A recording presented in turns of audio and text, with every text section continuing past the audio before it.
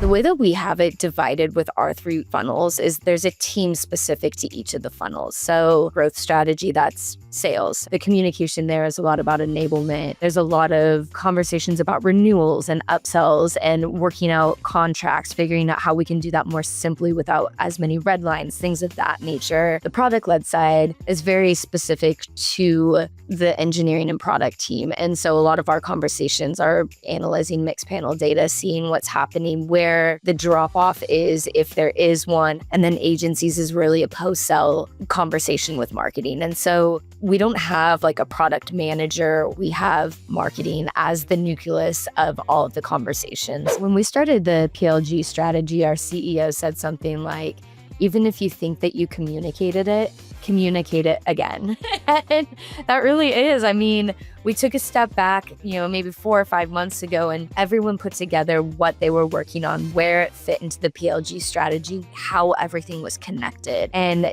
to me, being immersed in so many of the conversations, I thought that was very clearly articulated across all teams. But then seeing the light bulbs come on and things clicking, I realized that even though I thought I had been communicating all of these things, it wasn't being communicated clearly enough. And there was space that people were interpreting things in a different way than I had intended. And so it really just set the tone of, okay, as much as I think that I'm doing a great job communicating, I'm not. So let's keep it going and reiterate everything and really check in, and don't cancel those one-on-ones. Don't cancel the group meetings. Don't mark no to a calendar invite. Like, as much as we say that could have been an email, no, sometimes there is value in actually having a phone call.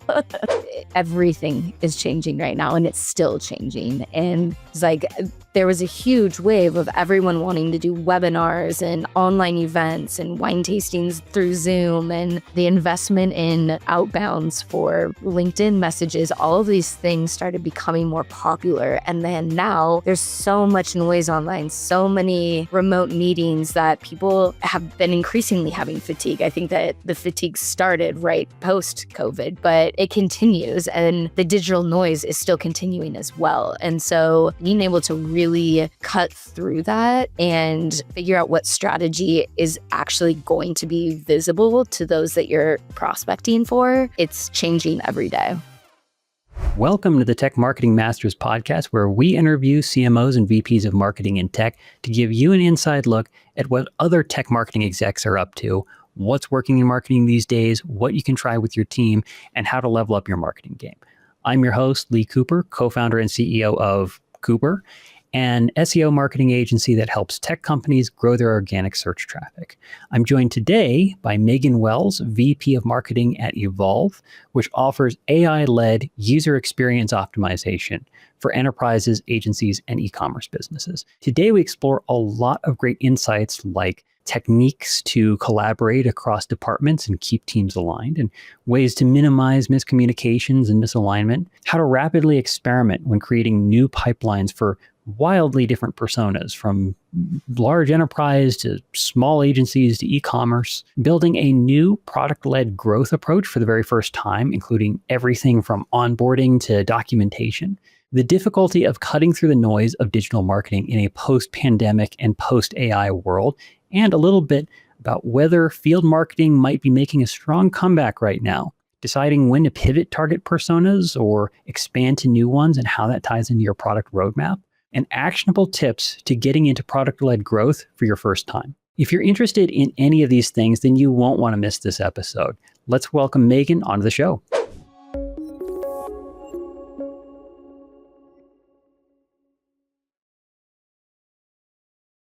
So Megan, welcome to the show. Hi, thank you. Thank you for having me. Absolutely.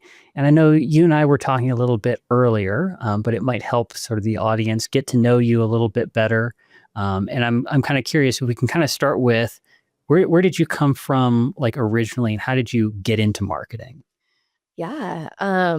So actually my first job in marketing was data journalism for a fintech company. So it was something I was not expecting. It was sort of happenstance that I was able to land that position. But from that role moving forward, it was really a blessing. I was able to look at marketing not only from a creative lens, but also from that data-driven lens, which really set me up to take on leadership roles now, what I'm currently doing 15 years in the future, But I've largely worked for startup tech companies, kind of a jack of all trades, spanning from fintech, cybersecurity, behavioral analytics. Now I'm in the experience optimization space. But yeah, just, touched almost every type of marketing throughout my career so far, generalist of sorts, but really loving the strategy and data parts that have grown with me throughout my career. Yeah. No, it resonates with me because I originally came from computer science, and it's a very specific personality that comes out of like the engineering stuff, and then going into SEO and all this kind of stuff. There's like a special personality there. I think you have a lot of marketers who are very, very creative, and then you show them numbers, and they hit like an internal 404, if you will. Um, you try to guide them through the Associate. yeah, exactly. Like you can see their eyes glaze over, and they're like, "Oh God," About but numbers. yeah, but there is like a special thing to it, I think, for very analytical people or the people who can cross between the analytical part of everything that you have in terms of data, as well as the creative aspects and some of the qualitative aspects that are hard to pin a number to. But like when it comes to marketing, a lot of it is very relationship. It's very much a feeling. You know what I mean? It's a very unique place to be in marketing. Yeah, and I think increasingly important to have both skill sets. There's so much data to analyze and, uncover different segments, different opportunities, different channels, and really having both sides of of the brain is really, critical, especially right now. Yeah. Yes. And so I think you were saying you worked in places like cybersecurity and fintech and all these kinds of places, and it sounds like across that you sort of worked on everything, all parts of marketing. And now, if I'm not mistaken, you're working at Evolv. So maybe if you walk us through a little bit of like what is Evolv, who is it helping, and that kind of thing. Yeah. I'm the VP of marketing at Evolv AI. We're an experience optimization platform. So what we do is we use AI for different parts of the design thinking process as it all relates to experimentation. So you can front load our AI with your business intelligence, whether it's your persona documents, results from past experiments that you've run, integrating with other data sources that you have. All of that goes into our AI. You're essentially training it. And then using machine learning and computer vision, we analyze different aspects of your customer journey, and then relay to you what we think would improve your conversion rates the most based on different UX optimizations. And so you get a list of options that you could iterate on from your customer experience. Then we have generative AI that lets you actually build those experiences. We'll give you the code to put them on your website.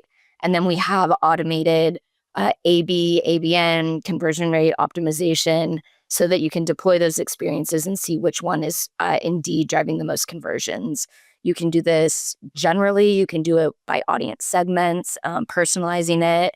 And really, at the end of the day, it's saving teams internal resources on ideation, strategy, development, and really telling you what exactly you need to optimize, giving you that code, letting you do it, and then you reap the rewards.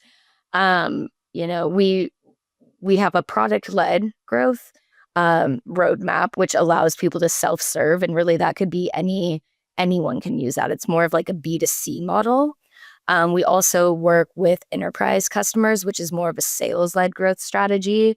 And that requires more services on our end to help deploy some of those more complicated experiments.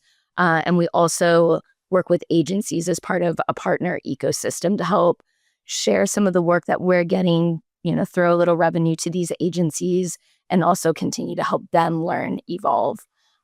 So really anyone could use at least one feature of Evolv. I would say that e-commerce and retail are probably the most common types of businesses that we work with, just because there's so many types of experiments, so many customer journeys that need to be optimized. They really find a lot of value from our tool. Yeah, that makes a lot of sense. So, putting it another way, it sounds like it's almost, for people who don't know the whole experience optimization space, it's almost in the space of like Optimizely, if I'm understanding that correctly. It's kind of like if you think of A/B testing and figuring out, hey, how do we get better conversions? Evolv is in that space, but it's leveraging a lot of AI and a lot of the more, the more modern stuff right now, and it's doing everything from ideation, some analysis, trying to figure out like what are the insights that we should take away from it. Because I found sometimes that's the hardest part is like you have the data, but you don't know how to make heads or tails of it. And then like even generating code that people could put on the website. Is that right? Yes, correct. That's pretty impressive. I'm just going to say like generating the code to put on the website. That is pretty fancy. I think pre AI, I'm not sure that would have been possible. I was going to say OpenAI has really revolutionized our category. And you're correct. Optimizely, A/B Tasty is they're two competitors that we run up against for the CRO and A/B testing category. I would say that we are a little bit more detailed when it comes to feature flagging and personalization, which sort of puts us up against VWO or dynamic yield. But really, the behavioral analytics and the ability to reapply knowledge, retain knowledge, train your AI is starting to push us more into like a quantum metric square space. And so really we're spanning multiple categories, but I think you nailed it. The key differentiator with us is that we're not just giving you a bunch of data to manually look through. We're telling you exactly what you can do to act upon it. And I think that's a differentiator between us and any of the tools, regardless of space or category. Yeah, that's it's very powerful because at least in my work as an SEO, I've told people like when it comes to data, there's the what I call like the objective information and the subjective interpretation. And I've had teams where they had all the right data, but they didn't know how to make heads or tails of it. And somehow, without guidance, they might come to all the wrong conclusions, not to like backsass anybody, but like they didn't know how to read it. And so they didn't know like, what's my takeaway? Like, what's my next step given this data? And then I've also seen the reverse where people had just terrible data. They had nothing, but they were able to like gut feel it just well enough to get to, okay, here's what's probably happening. Here's like my next step. Here's the recommendation I should be going with. And they were able to like make that work. But having the AI streamline that is like very powerful.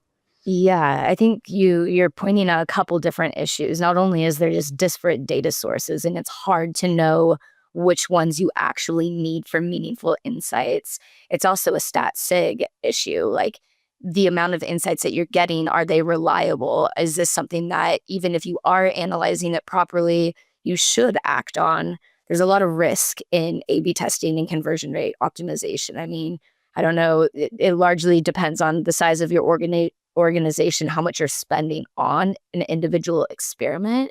But it's, more than 20,000 probably regardless of size. And if you're choosing the wrong experiment, that's wasted resources. There's still insights that could be learned from a failed test, but it's better when we find that winning one faster and have that time to value much shorter. Yeah, that makes a lot of sense.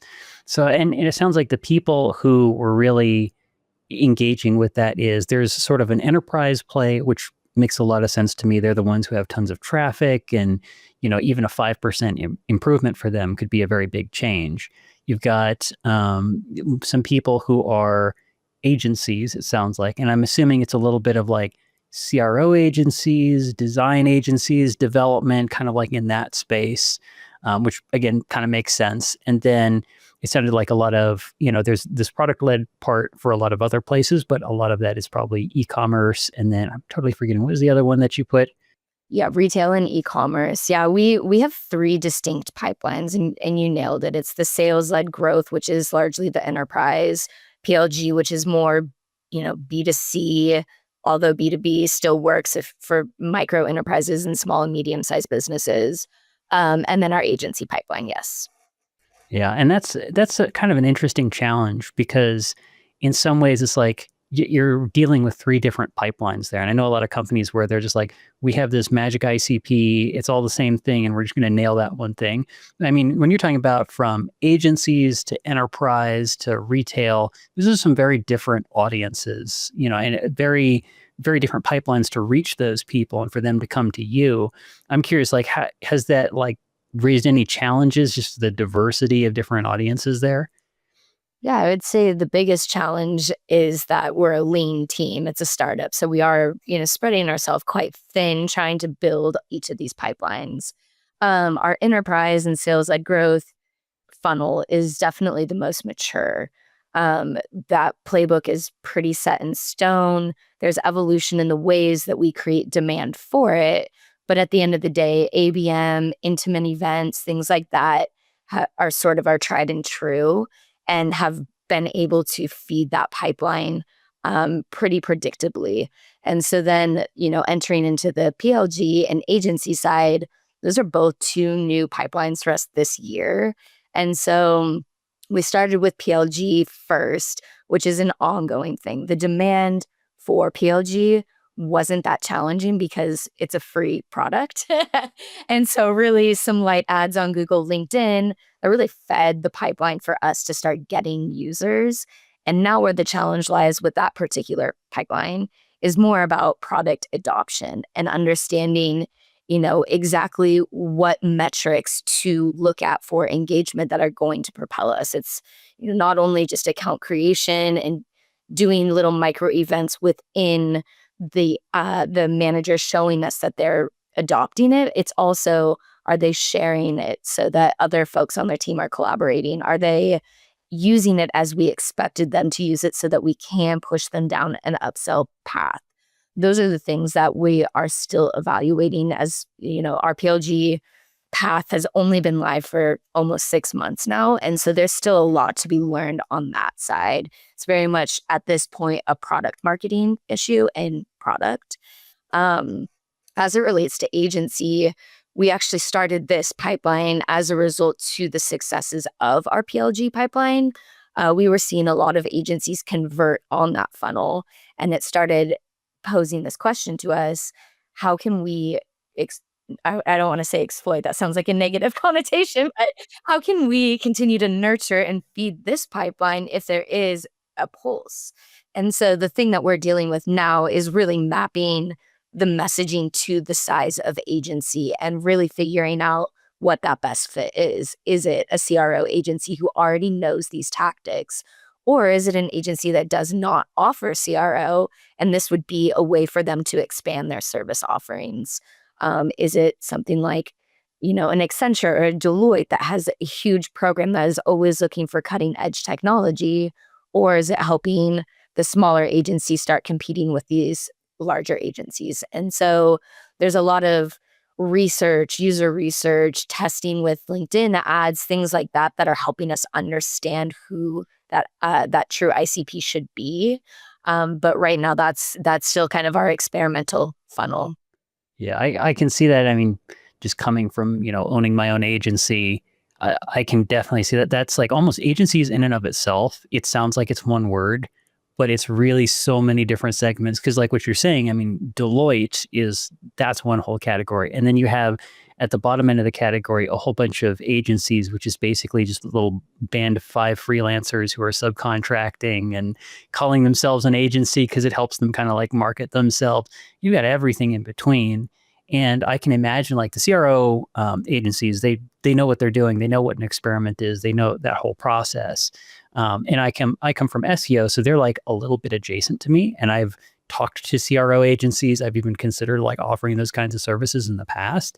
And I looked at it, I saw what the CROs were doing. I was like, okay, they are adjacent to us, but it's a different thing, And so I've known like designers or developers or SEOs who want to kind of like move in that direction, but they're not technically a CRO in and of themselves. And they'd have to learn a little bit of the experimentation process and, like concepts like statistical significance, some people might have missed if they didn't take their probability class or something like that. And so there's like a lot of different spaces there, and it kind of comes down to a lot of experimentation. So yeah, it sounds like you have a small team, but you're going after a very wide, array of people. I'm curious partially just how you even manage like the resources for that if you have a small team and that many things to work on. You know what I mean? Well, you just have to grind it out. I don't know why I keep doing this. I keep going to startup companies and early stage, and you just have to love to build. I mean, I think that's the first thing is if you have passion for building, then it doesn't feel like an overwhelming amount of work. I have, other resources like, designers. I work with an agency myself that kind of spreads the gamut with development, design, content. So we do have, ancillary resources that we can tap for whatever is coming up, whatever the initiative for that quarter is. And so it's definitely a team effort, but I won't lie, it's scrappy, it's ad hoc, and it really is just about wanting to build something and really wanting to see it through to the end. And we have a team that's really excited about the product, that's really engaged. I would say that our internal collaboration is probably among the strongest that I've seen at any of the early stage startups I've worked at in the past. Really clear communication between marketing and product, marketing and sales, the leadership down. I think everyone has a very clear vision of what it is that we want to accomplish and what we are experimenting to discover. And that makes things feel less chaotic, more organized, so that delegating resources feels more manageable. Yeah. Yeah. That is an interesting one. I mean, in some ways, it's like you're saying you have strong internal collaboration. And in some ways, it's an interesting thing because I feel like at those earlier stage startups, when it's still small and cozy, like everybody across the organization, that kind of thing, like especially in that sub 50 people kind of phase, it's still kind of, I don't know if cozy is the right word, but like everybody. But like later on when it expands, there's some point, I don't know if it's like 300 employees or something, where you start being like, who is that? Are they at our company? Is that somebody else? So it's like good to get that collaboration. I'm curious, like, how do you get everybody, and this is more of like a leadership question, but like how, given all the different audiences you have, how are you able to say like, okay, let's focus on this thing or do this campaign for a while and get everybody moving in the same direction for that time being? You know what I mean? Yeah, I mean, the way that we have it divided with our three funnels is there's a team specific to each of the funnels. So, obviously the sales led growth strategy, that's sales. So the communication there is a lot about enablement. There's a lot of conversations about renewals and upsells and working out contracts, figuring out how we can do that more simply without as many red lines, things of that nature are really the most important initiative. What are we going to do to bring some of these deals across the line if we've spent, 6 months to a year working them? The product led side is very specific to the engineering and product team. And so a lot of our conversations are analyzing mixed panel data, seeing what's happening, where the drop off is, if there is one, how the experiment from, we use HubSpot through our AWS, making sure that data exchange is clear, that we have accurate data. And then agencies is really a post-sell conversation with marketing. And so we don't have like a product manager or a project manager. We have marketing as the nucleus of all of the conversations. And so I think that's probably, it's not been directly said that you are the one that's leading all of these initiatives, but that is the way that we've naturally come about it, is having someone spearheading each of the tactics and knowing exactly which team should be managing which part of it for, reaching the ultimate goal.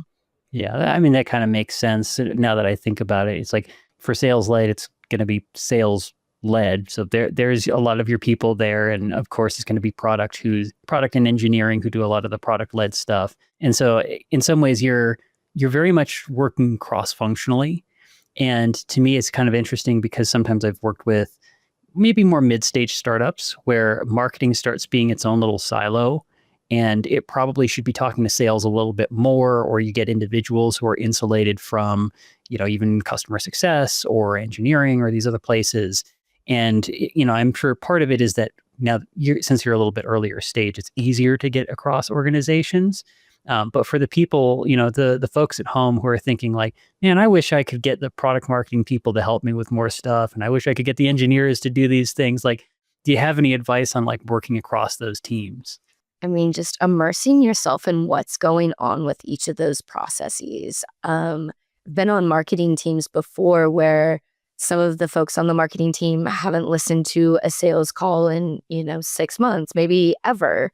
And losing that pulse on what's happening with the sales team is challenging. I mean, you can rely on the sales team to provide feedback as much as they can, but unless you're really in the experience, it's hard for you to absorb all of the energy. And I would say that's the same with post-sales calls, listening to hear what the customers are saying about the product, the things that they like the most about it, the things they like the least about it. And it's all connected. Those are the things that you can also translate to the product team when you're bringing the PLG strategy to motion and really understanding what the product team is doing, what amount of time is required for each of the sprints, what is going to be happening in each of the sprints. And the more that you inform yourself and really make it an effort to understand what everyone else is doing, the easier everything becomes because you're speaking the same language now.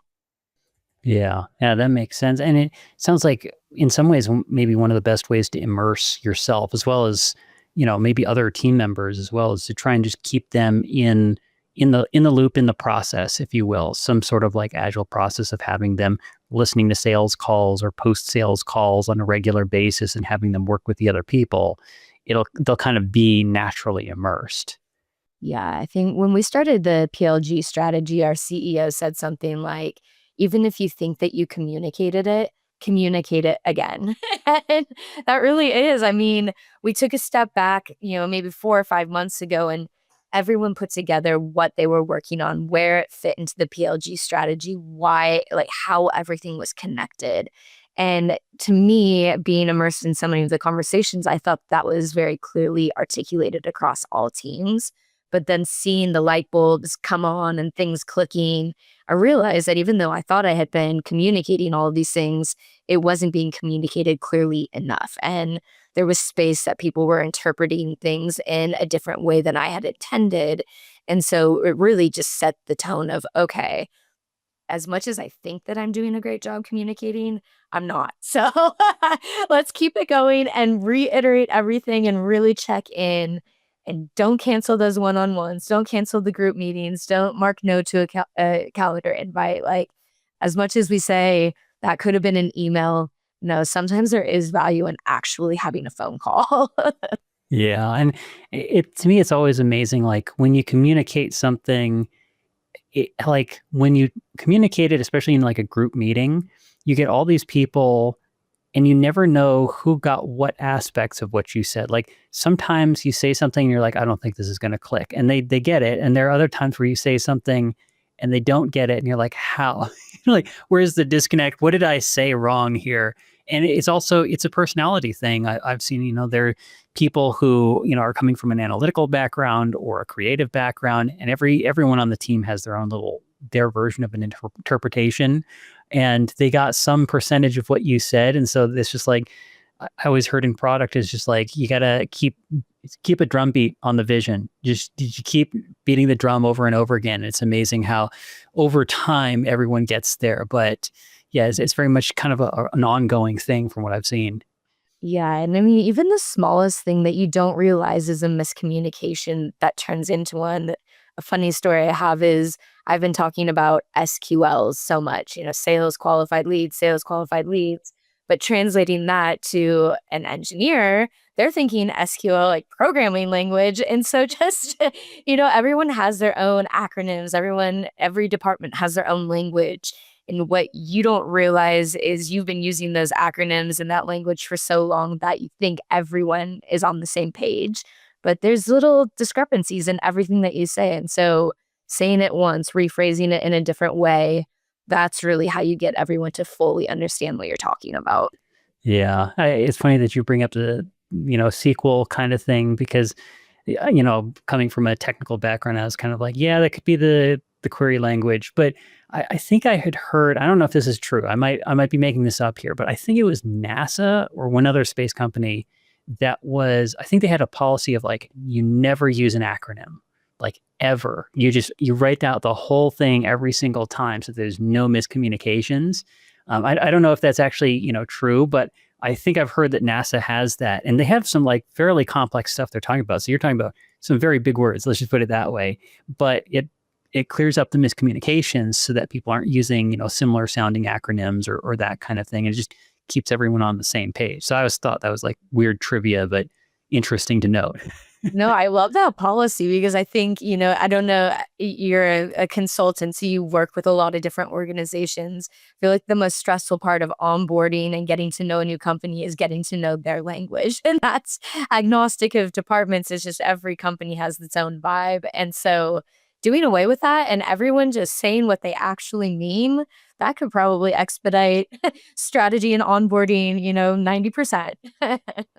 Yeah, in some ways, it's kind of like there's this, I think, mental illusion where people think they're saving time by saying the acronym, but what they're really doing is possibly creating a miscommunication. And then when you realize how much time it costs you to fix miscommunications and realign people on the team, it's actually probably not the time savings they think it is. It's probably worse.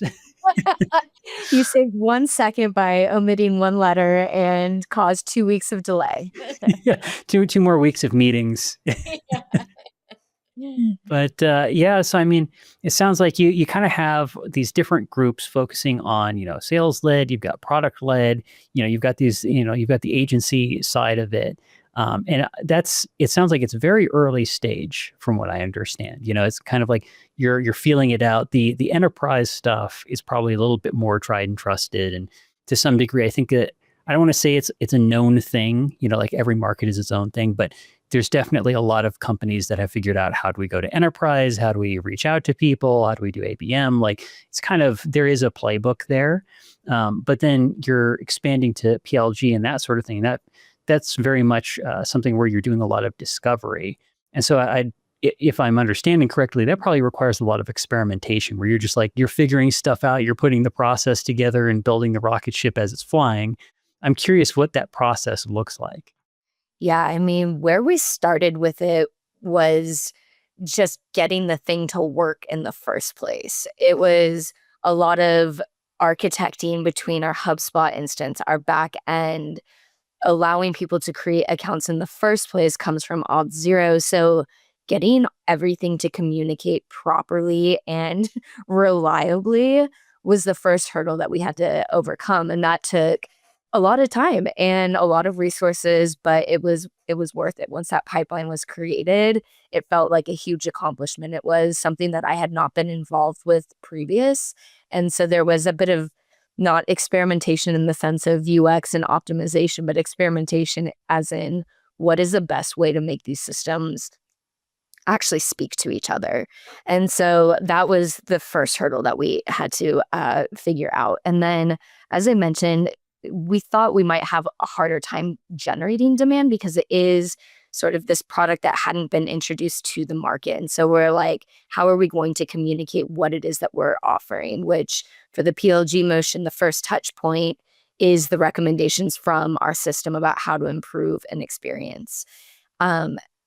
Surprisingly, and I can say this is probably one of the first times in my career that we launched something that worked right away. The demand actually started flowing almost day one of us putting on the ads. And so that gave us all this sense of like, okay, this is actually going to work. And we will come back to the messaging and we'll refine it and we'll figure out how to grow that demand even further.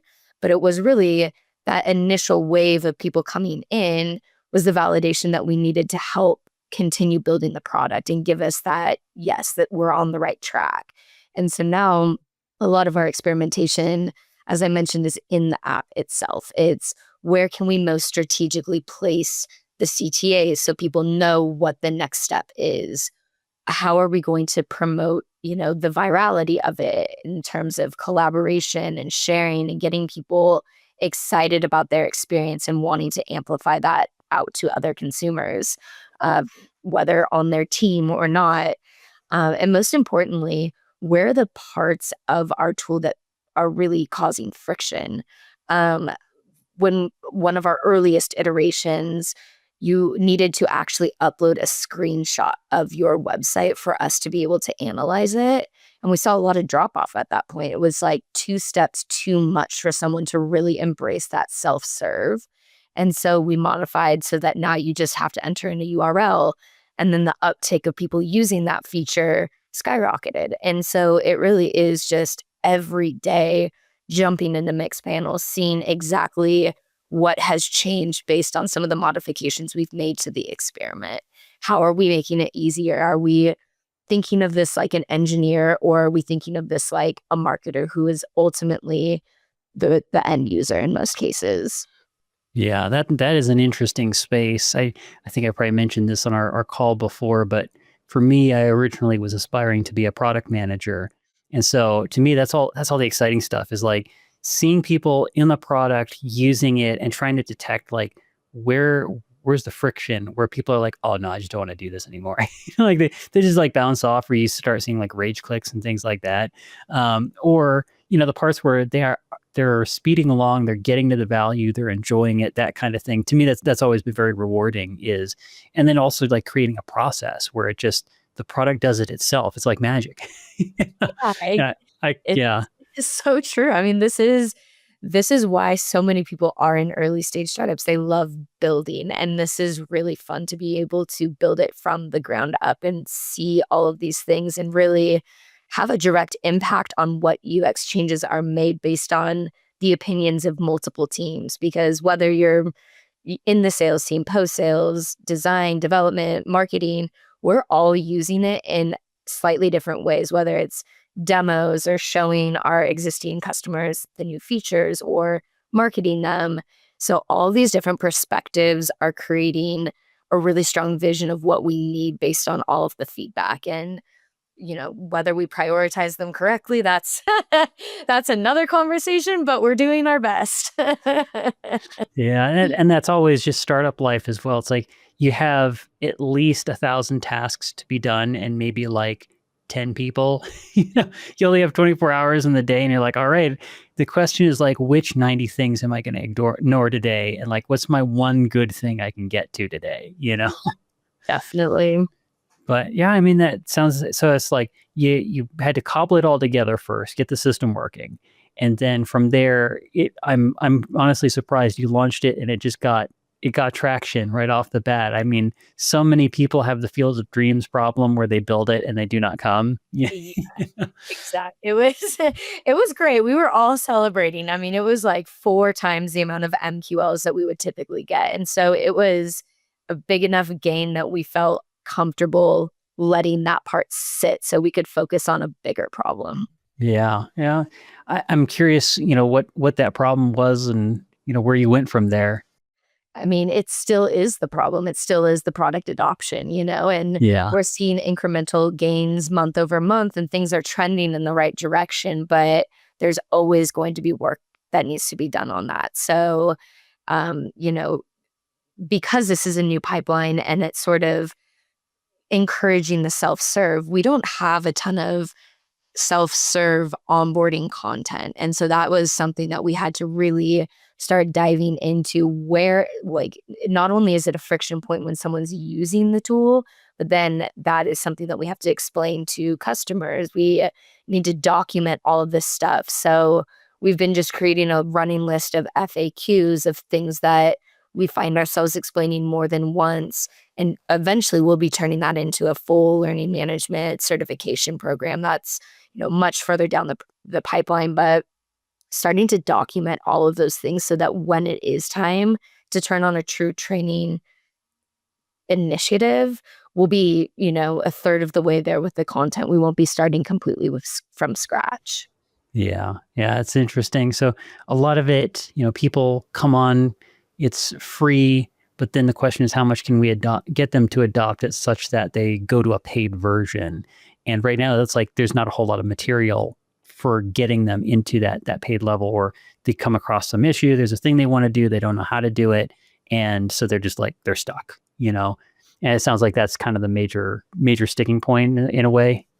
Yeah, I mean, we obviously have learned a lot over the last few months and have been able to solve some of the issues as they come up, but if you think of the PLG map and the touch points, each touch point for the upsell path is also moving alongside the product roadmap, some of which have not yet been developed. Some of them have. And so this will be a progressive thing that we look at all the way until the product is perfect. And when will that ever be? I don't think anyone has a perfect product, So it's just going to be something that we continue looking at till the end of time.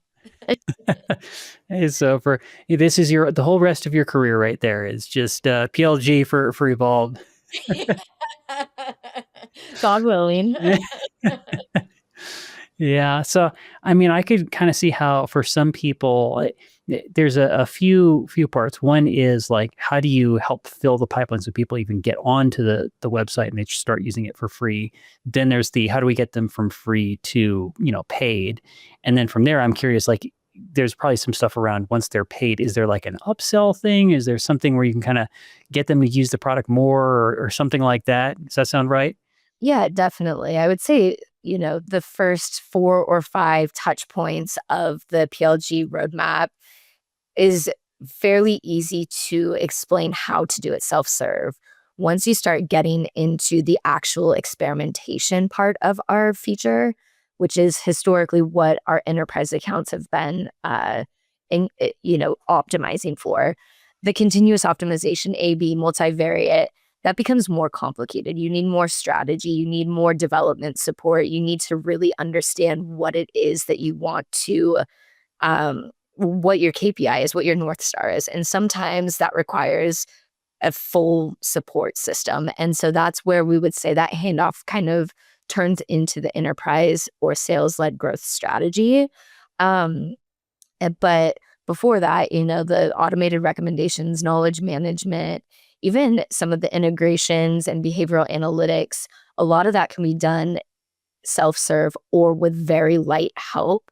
And so those are each of the touch points leading up until ultimately the handoff with the sales team. Yeah, that makes a lot of sense, and especially because it sounds like the experimentation part is where things get a little bit strategic, knowing what people's goals are, and that even with the AI, I could still imagine that being really more of a human and a consulting problem in a way. It's the services aspect. It's definitely human in the loop. I mean, we've all been using ChatGPT, Dolly, they're all based on the same set of learnings. And I don't know if you've ever put something in ChatGPT, it's come back and it's perfect. You don't have to touch it. Like, there's iterations. We still need humans involved in the process to a degree. And when it's higher stakes, when you're working with, a multi-billion-dollar company trying to sell cell phones in a certain segment, whatever it is, you don't want to take that risk of relying only on some sort of GPT. You want that human interaction. So there is definitely a human in the loop aspect.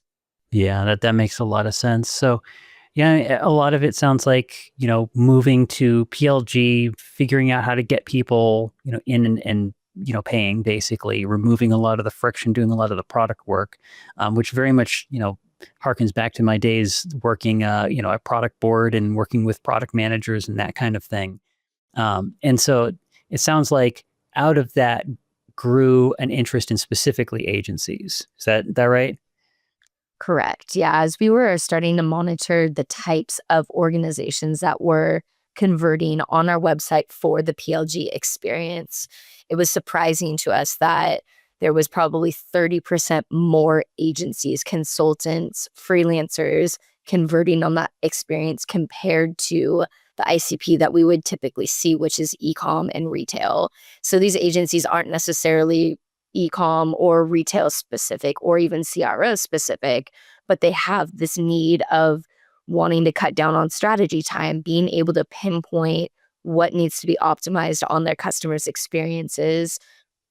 That was the thing that was bringing people into this experience. And so we've had partnership programs in the past. We work with a handful of agencies, but it's not an ICP that we necessarily went after or invested in.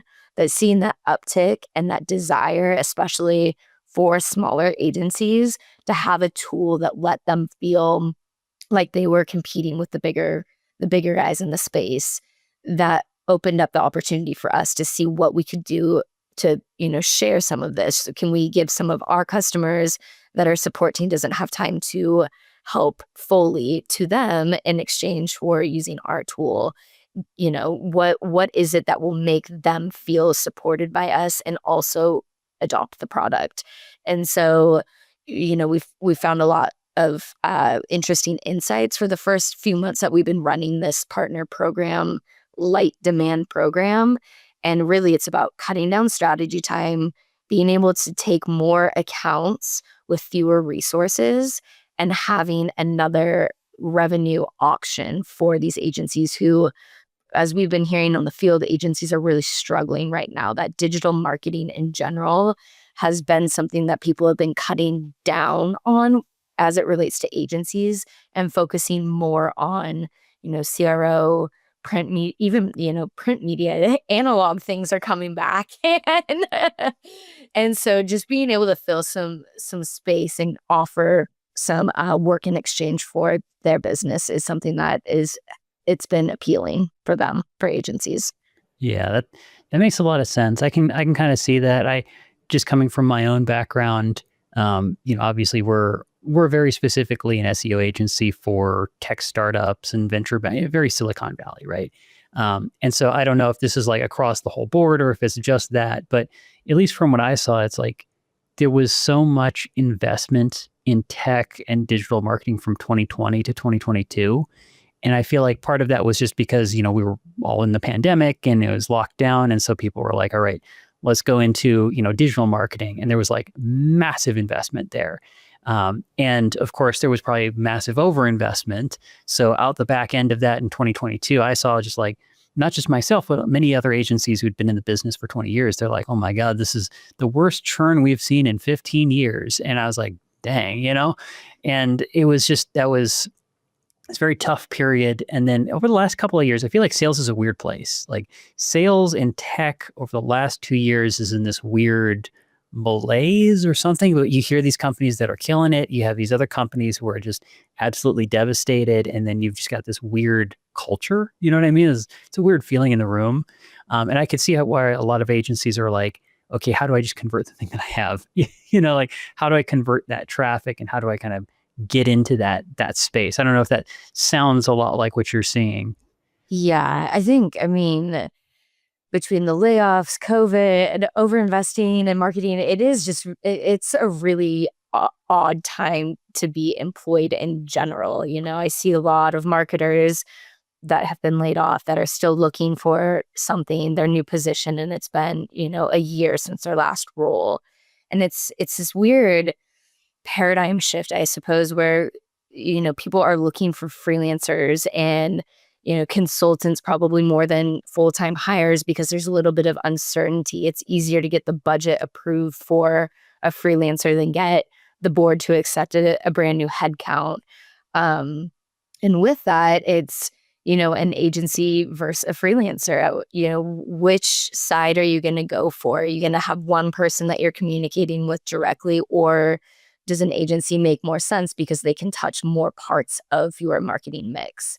And so I think that, everything is changing right now and it's still changing. And, so your point about COVID and this influx of digital touch points is like, there was a huge wave of everyone wanting to do webinars and online events and wine tastings through Zoom, and, the investment in outbounds for LinkedIn messages, all of these things started becoming more popular. And then now there's so much noise online, so many remote meetings that people have been increasingly having fatigue. I think that the fatigue started right post COVID, but it continues and the digital noise is still continuing as well. And so being able to really cut through that and figure out what strategy is actually going to be visible to those that you're prospecting for, it's changing every day.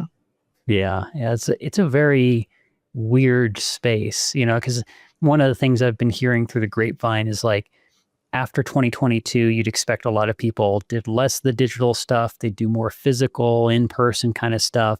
And there was this hope that like event marketing would come back because event marketing probably got hammered maybe the worst out of all the marketing channels I know. And there might be something else out there, but like event marketing, I knew plenty of events that just like ceased to exist. And then 2022 happened. People started coming, out of their homes again, and it was one of these things where there was this hope that like events would really come back, and they kind of did. But from what I've heard, it's this weird. It's like they're back, but they're not really. They're like back by 60% or like 80% attendance. And then even then, I've known some events that are like very big deals. And I talked to some people behind the scenes, and they're like, yeah, we're like losing 20% of our attendees every year over year since 2022. So while they are back, they're also like not up to the same standard, and they're not even recovering, they're actually declining. And so it's like a weird place, because you think, well, it's not digital anymore. It's events and this other stuff. And it's just like, I don't even know how to predict the trends in these different marketing channels anymore, because it's just so weird how everything has been evolving. Yeah. It's a very weird space. I don't know if I'm totally going off on a tangent with that one, but I'm just No. curious if you've heard anything. Yeah, I actually sort of counter what you said. I can't speak to the declining attendance of field events, but last year, the two biggest campaigns for us, one was the launch of the PLG strategy, but the other one was a Shop Talk event, which is for e-com technology, AI in the retail space, held in Las Vegas every year. And that was one of our primary drivers of SQLs. And it was the first event that we'd attended in a couple of years. And so we were surprised. We did go all out for it. We used a lot of our marketing budget for this to really cause stopping power and get people to have these one-on-one conversations.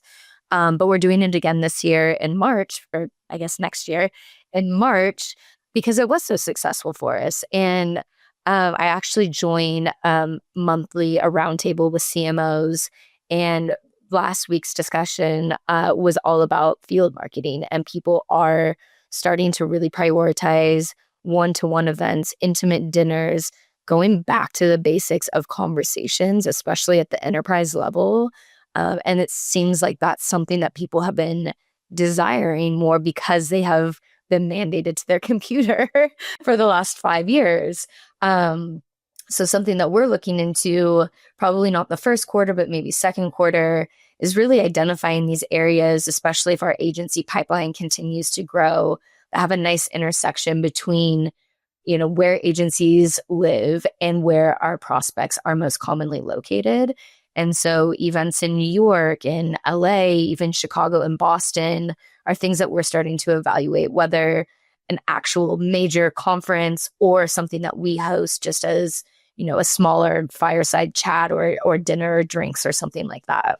Yeah. No, I mean that's good to hear, because maybe it's just the few events that I've been talking to, and they're like, yeah, we're losing 20% year over year, and I'm like, that is bleeding out. That's pretty bad.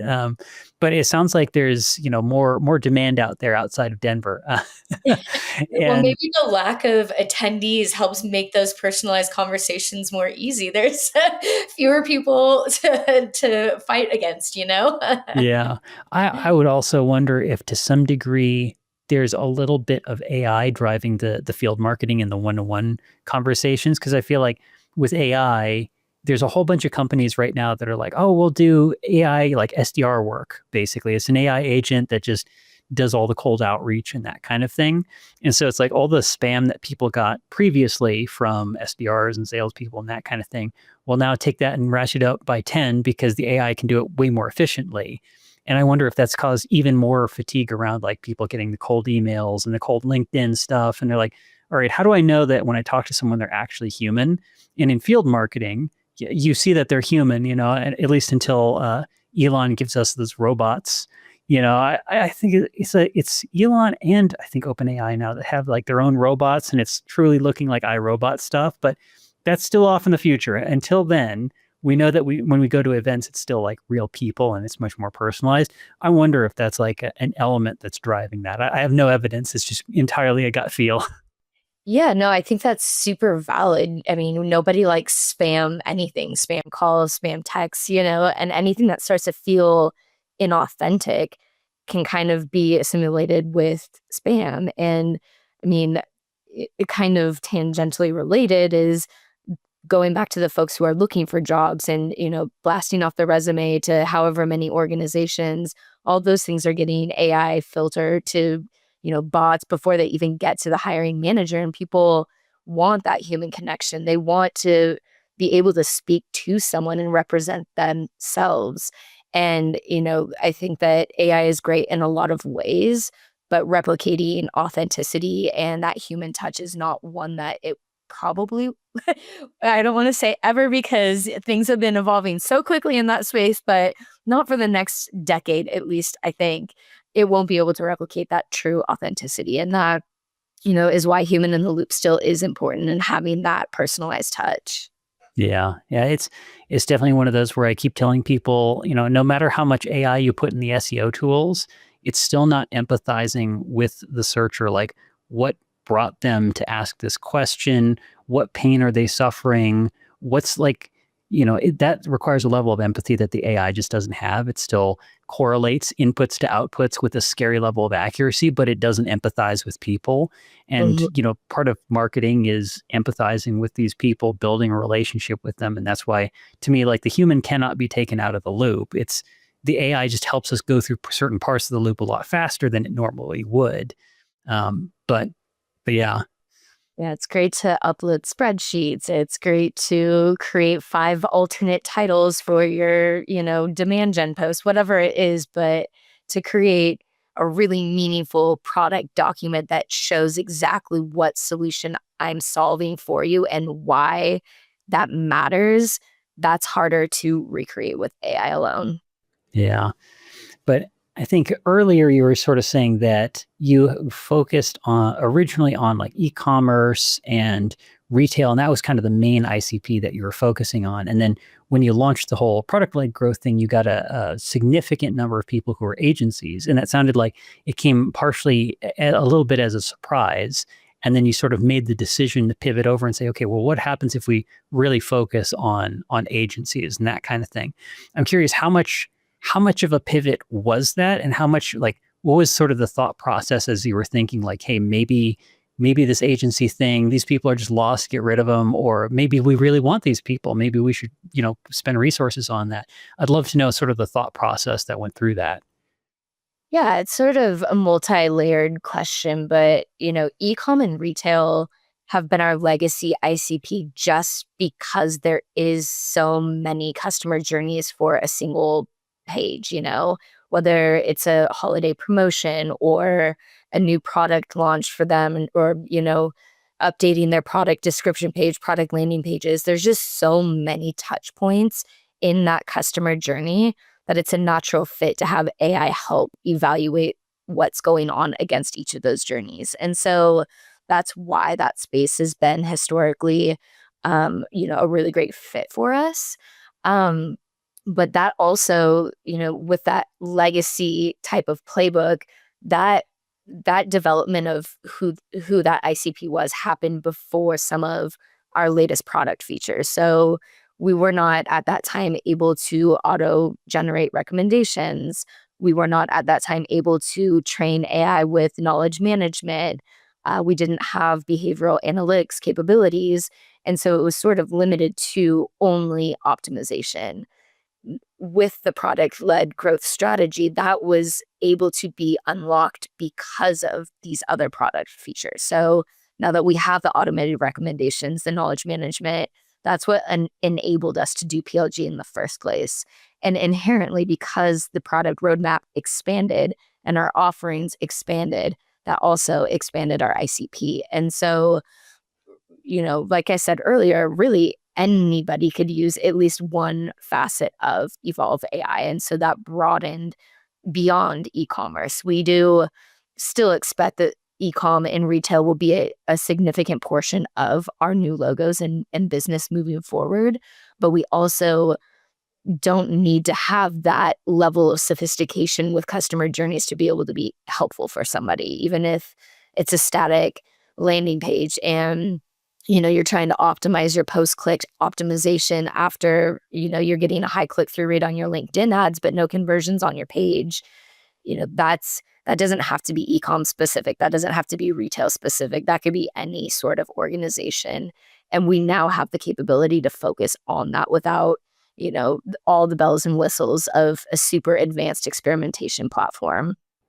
Yeah, that is an interesting one. Just hearing that whole story, because when you were talking about all these different audiences, one of the things I was thinking about from sort of a product management perspective, as well as from a CEO level perspective, is there's always this little risk for certain businesses that as they expand like their market and they go after different audiences and different ICPs, they can kind of end up pulling the product in different directions. Like when you're looking for that product market fit, or if you already have product market fit, you have a very specific audience and a very specific product. But as soon as you shift that audience or you expand it to other people, you can kind of get this incentive to say, oh, well, what if I do features and product development for this other audience?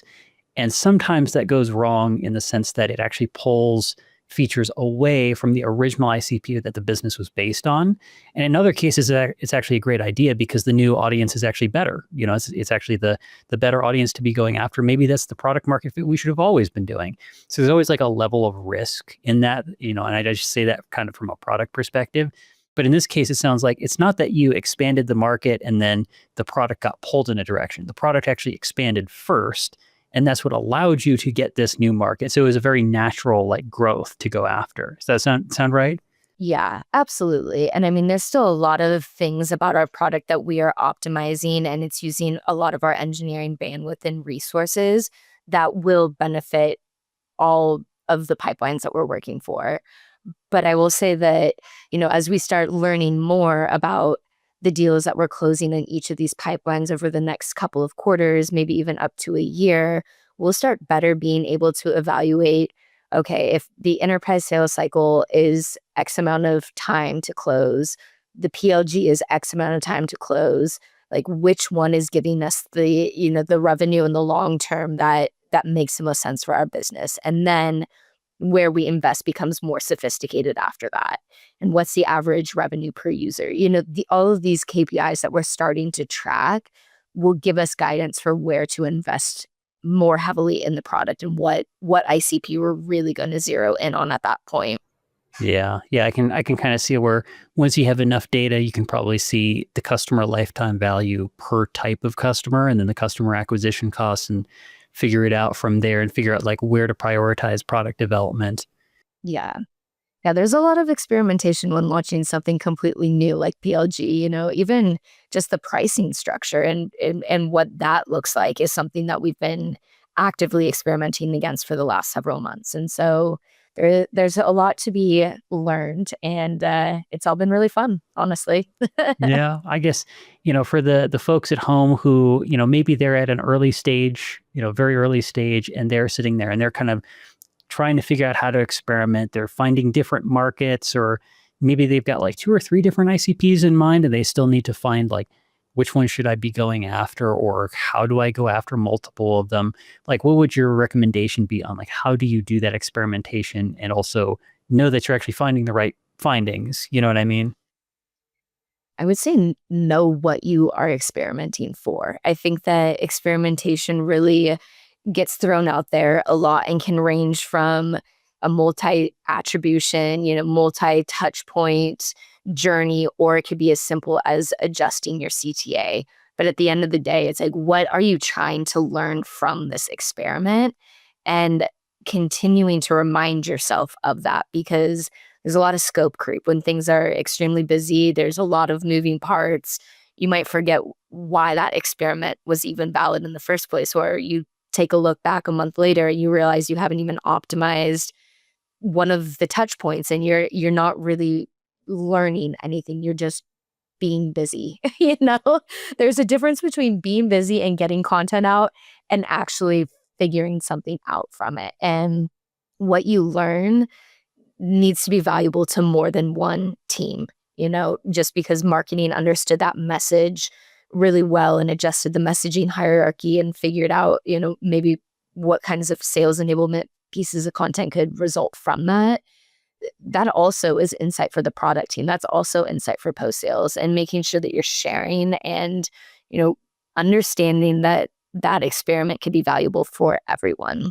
Yeah, that makes a lot of sense. I do see a lot of teams where like what you're saying is know what you're experimenting for first and foremost, and remind yourself. It's so easy at a startup to just like get in the process of like, oh well, I'm working on this thing. I'm working really hard, and you're almost really measuring more of an internal sense of motion and busyness than an external thing that you don't know. And if you don't remind yourself, you don't know if you're truly experimenting in a way that actually shows an insight, or you just felt like you did things for 3 months. You know what I mean?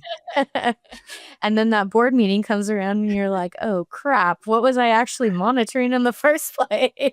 Don't do that. Oh yeah, I feel you on that one because I've walked into clients before where I had to tell them like, hey, you should probably start measuring things in Google Analytics. Like you should have an analytics tool. It really helps. And it's just like there was no data. There wasn't even like capturing of data, much less trying to interpret it. And you get teams who are that young, or they just started up really, and so they're in a situation where they don't even know. They're not even measuring anything, much less knowing what they should be measuring and how to test it and be like, okay, at the end of 3 months, I'm going to feel like I truly learned something here, or I've like invalidated something. Instead, it's just like throw stuff at the wall, something will click. Yeah.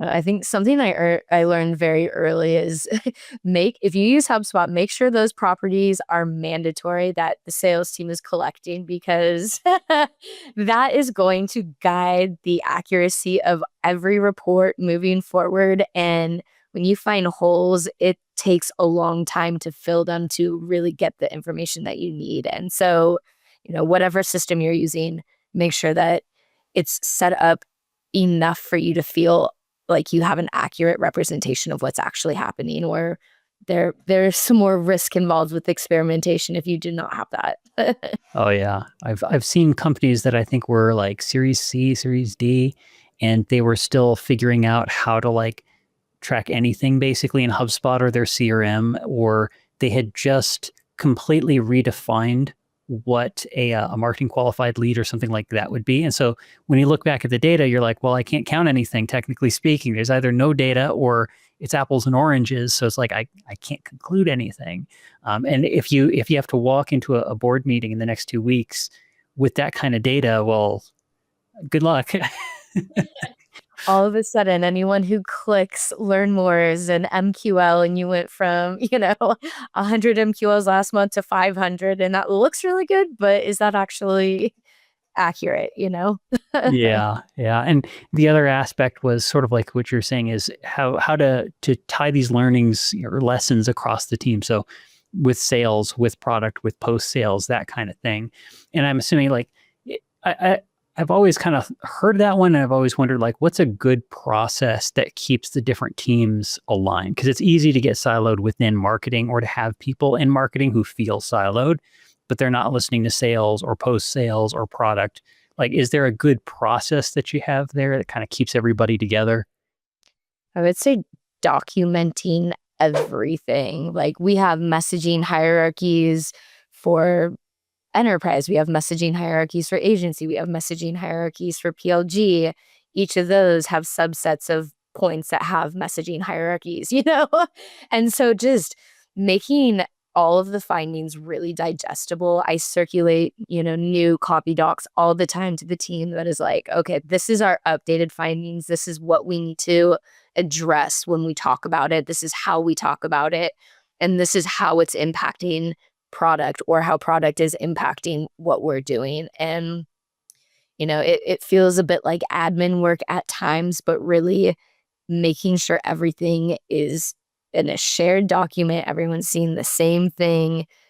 Communication, like that's how you keep everyone aligned. Yeah, yeah, that is one of those where sometimes it feels like the busy work of putting stuff in docs, but it's also one of these things where if everyone is using the doc, at least in theory, if they're actually reading the doc, you literally have them on the same page. That's kind of the benefit of it. I like that. Yes. Yeah. And I guess, really quickly, any advice for anyone who's looking to get into product-led growth? They're hearing this and they're like, "Oh yeah, product-led, that sounds so cool, but I don't know how to do it." Like any advice for them on where to start, or hardest part of it, or anything like that? Yeah, that's a big question. I mean, first, find a company who's about to do PLG because I think that in itself, you have to have a product amenable to that type of business model. And it was, it's been buzzy for a while. People have done that, but it's not every company can do that. And so first and foremost, find that fit for yourself. And then be very curious, learn about the product, learn about product marketing, learn about UX. I mean, there's so many different things that go into PLG, even if you're marketing ops, like find one of the things that can make PLG run better and start learning everything that you can about it. Because, many times when an organization moves from an SLG to a PLG strategy, most people on the team probably haven't done that. And so finding your own inspiration and source of truth and ability to really impact the team is something that, especially at early stage companies, they're hungry for that. They're hungry for that desire to learn and build, and taking it upon yourself to learn those things. Yeah. Yeah, that makes a lot of sense. Basically find the products that actually can do PLG and then just learn voraciously and try and find one thing that you can like really contribute to or start making an impact on. That sort of sound right? Yeah, absolutely. Yeah. Okay. Well, sounds good. I guess really quickly, what's the next big thing for you or Evolv or like any fun stuff coming up soon? Yeah, our product roadmap is jam packed, and so I'm excited to share more of those updates as they come along. But um, you know, hopefully some more fundraising, some more hires, some more growth. I mean, those are, and who knows, maybe even an exit. All the Which, good startup stuff. yeah. No, sounds good. I guess, if one of these people just heard that you might be hiring, where can they reach you and where can they find your company? Yeah, evolv.ai is our website. Well, it's been great having you on the show. Good luck, I guess, with all the product-led growth and your jam-packed, roadmap and everything. It sounds like you have tons of good stuff coming, and it's just a matter of grinding it out. Yep. And we love every minute of it. That's the insanity of startups. We do this to ourselves, and you're like, why do I do this? But you're like, the reality is if I worked anywhere else, I wouldn't feel like it mattered as much. Exactly. I think I would be bored. Yeah. Well, thank you again for coming on the show, and it's been great talking. Yeah, you too. Thank you, Lee. Thanks for having me.